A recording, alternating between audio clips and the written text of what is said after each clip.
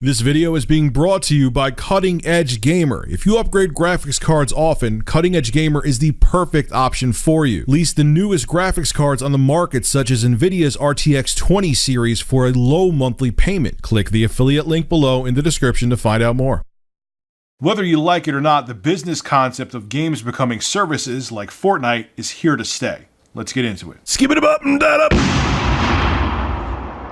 So like I've said before, I have mixed feelings on Battle Royale games. Now I know Fortnite is more than just a Battle Royale game. They have this Save the World mode, which I actually played before. I liked it and enjoyed it. But the big moneymaker for Epic and what everyone loves is the Battle Royale mode of Fortnite. And of course, watch a year from now, I'm absolutely in love with Battle Royale modes. But as of now, I don't like them. The whole concept of Battle Royale is just, it doesn't appeal to me. I don't like the fact, oh, you go into a map and you could play for 20 minutes and you may be one of 10 people left and you die because someone sniped you that you didn't see and everything you earned just goes to crap, which who knows, like I said, maybe a year from now I'll love Battle Royale mode because I'm known as Flip Flop Tech USA. But as of now, I've tried it a few times. I tried PUBG, I tried Fortnite, and I can't mess with Battle Royale modes. Maybe because I'm old. Even though I know people that are older than me and play Fortnite Battle Royale and love it. So like I said, I might change. But as of now, that's my opinion on Battle Royale. But anyway, move my opinion over to the side because I'm just one person. There's many people that love Fortnite. They love Battle Royale from a whole span of ages. And it's literally making Epic Games billions of dollars. This year alone, they made $3 billion in profits from Fortnite. Let that sink in. Now, Epic Games is valued at almost $15 billion, but that wasn't always the case. Things looked a little bit more grim for Epic back in 2012, when Tencent actually injected $330 million of cash into Epic, which made it a 40% stockholder back in 2012 of the company. My, how things have changed, huh? Now, Tencent is a Chinese-based conglomerate that is into everything under the sun. They do video games, film production, social media, and the list goes on and on and on. Well, anyway, with the money that they invested into Epic, it allowed Epic to change strategies because Epic Games saw the writing on the wall where just big box retail releases like Gears of War mostly weren't going to cut it anymore. Times were changing. You couldn't make enough money off of games like Gears of War and just, you put out a game to a retailer, you sell it for $60, boom, you make a profit. They saw those days were numbered, and Epic wanted to change their business strategy and make a service-based game like what Fortnite is now. Tim Sweeney, who is Epic Games CEO, saw that freemium games were the future, and he considers what they did with Fortnite Epic Games 4.0. It was their new business strategy, and as you see, it kind of works. I think he brought the company in the right direction. This is what he had to say about Epic Games changing their business strategy. We realized that the business really needed to change its approach quite significantly. We were seeing some of the best games in the industry being built and operated as live games over time rather than big retail releases. We recognize that the ideal role for Epic in the industry is to drive that, and so we began the transition of being a fairly narrow console developer focused on Xbox to being a multi-platform game developer and self-publisher and indie on a larger scale. Now, it's not that Epic wasn't making money with typical retail games. For example, the original Gears of War made $100 million and only had a $12 million budget. But again, that was back in 2006, and times are much different now.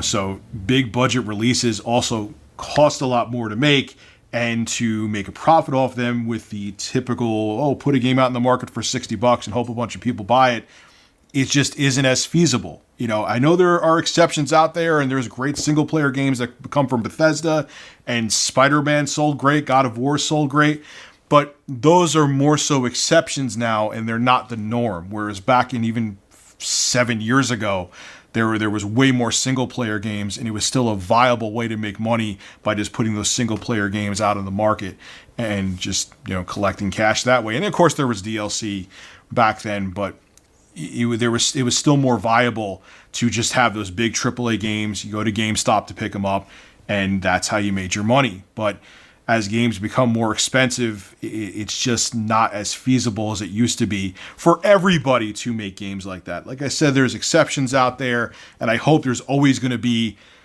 some companies out there developing AAA single-player games, but it's not like it used to be even back in the early 2010s. Times are much different now. Now, just to show you how much money Epic Games is making from Fortnite, okay, this is just iOS, okay, from November.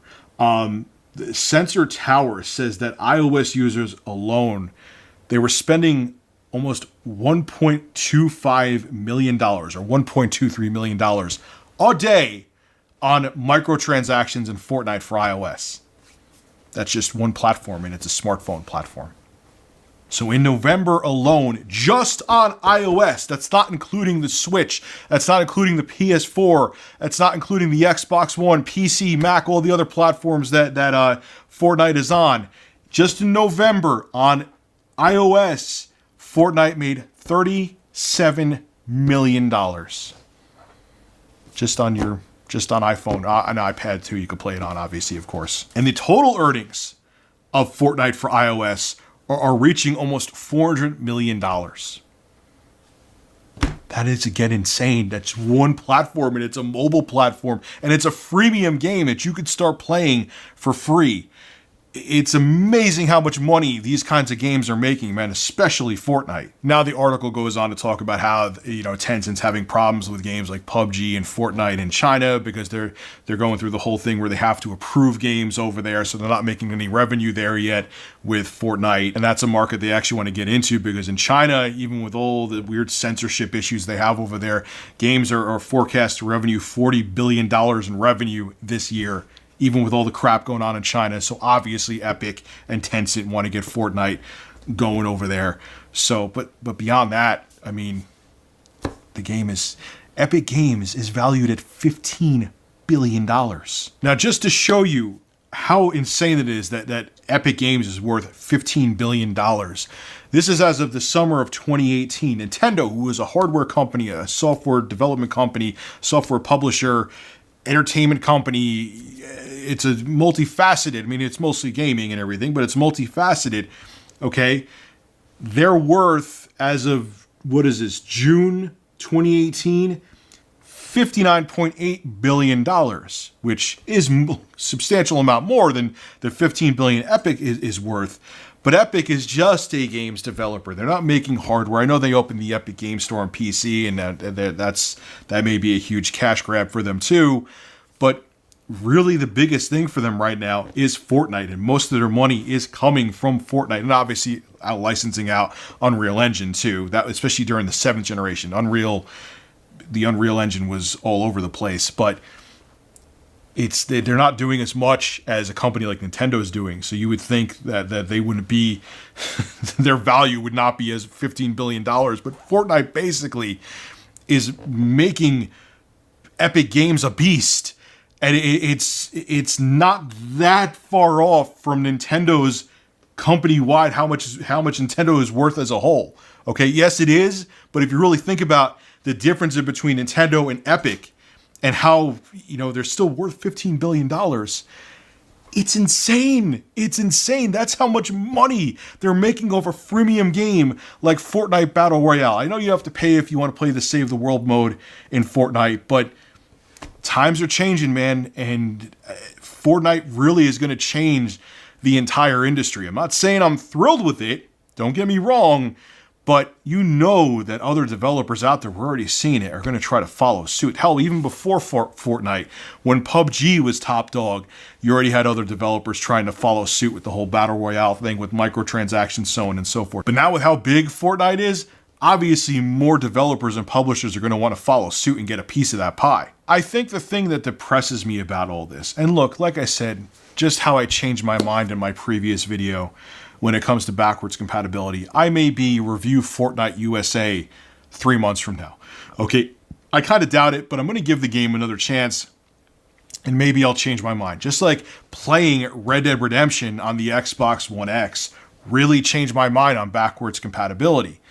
So I may change, but even if I start embracing games like Fortnite, and the Battle Royale mode and games being services. What depresses me is that those great single player experiences that we're still getting from Sony. I mean, Spider-Man sold extremely well.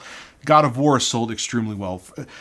Horizon Zero Dawn sold extremely well. I mean, there's still a huge market for single player games, but as games like Fortnite and PUBG and so on and so forth make these companies billions of dollars, obviously other developers, because look, here is the reality of it.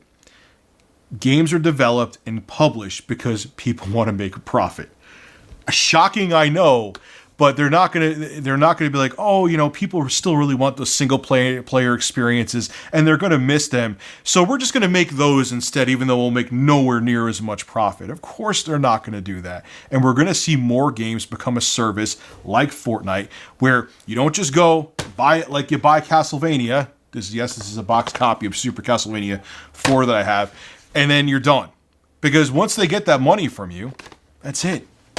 You know, maybe there was DLC, obviously, like in the 7th generation and early on in the 8th generation, but they want to continually get money from you. And that's what Fortnite, that's why they have these seasons. Every season, there's new skins, there's new emotes, and people are more inclined when the new season comes out, because new stuff comes out, to purchase these microtransactions, and it's making Epic Games an insane amount of cash.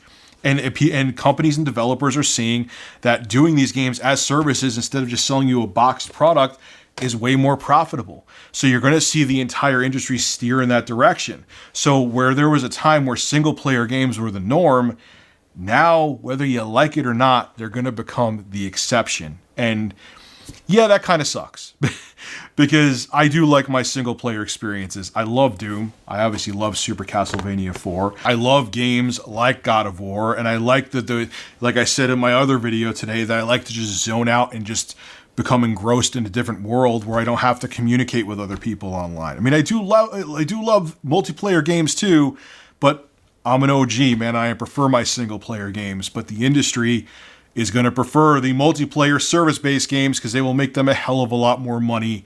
So if you're my age or around my age, just prepare for more games to become multiplayer only and single-player classics like this to become much more rare, especially when the 9th generation of consoles come out. This is Rich of Review Tech USA signing out. Have a good one. Hey, congratulations! If you made it to the end of the video, you should subscribe to Review Tech USA so you can hear me blabber on some more. Also, too, starting this month, I will be live streaming solely on Twitch. I'll have a link to my Twitch channel below in the description. And last but not least, make sure you click that like button. It helps out the show big time. See you guys in the next video.